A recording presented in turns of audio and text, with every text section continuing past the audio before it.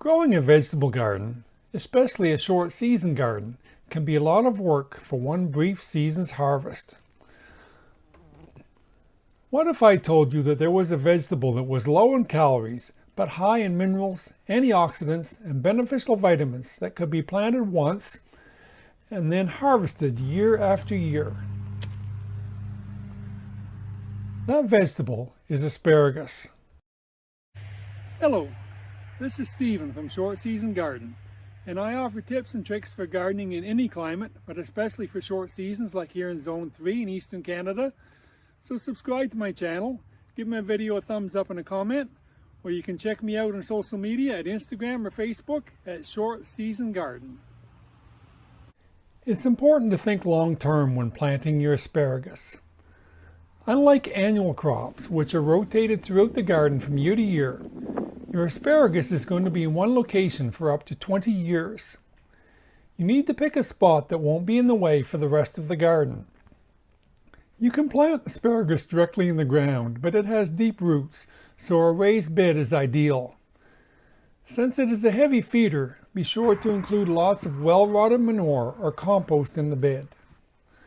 The cheapest way to start asparagus, as with most plants, is from seed, but you are looking at 4 years before the roots will be strong enough to sustain a harvest. I purchased asparagus roots, which allowed me to harvest a year earlier. Bestie Seeds, from whom I purchased my asparagus, recommends planting it in a trench that is 10 inches deep. At the bottom of the trench, you form a mound of soil and then carefully spread out the roots over and around the mound, pulling the soil down over the roots to hold them in place. This allows the roots to get a faster start. Place the mounds of soil 12 to 18 inches apart and plant an asparagus crown on each one.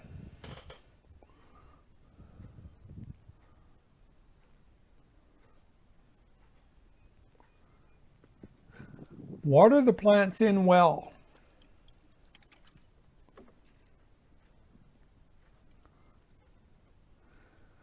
Then cover them with a minimum of 2 or 3 inches of soil. Some recommend filling the entire trench in immediately.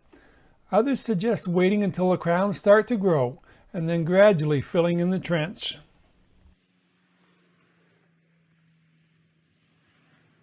Even when you plant asparagus crowns as opposed to seeds, you need to avoid any harvest for the first 2 years.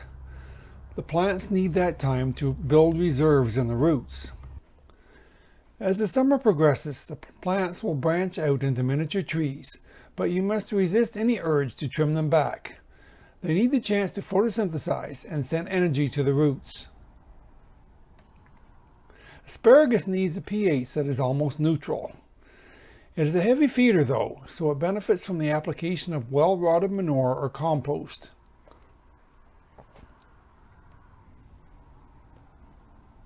Once the soil is warmed up, you should add some mulch to hold in moisture and keep weeds at bay.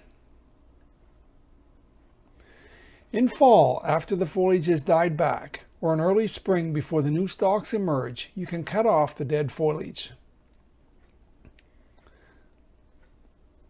This was year 3 for me, and I was excited to see the first few spears poking through the soil in late May.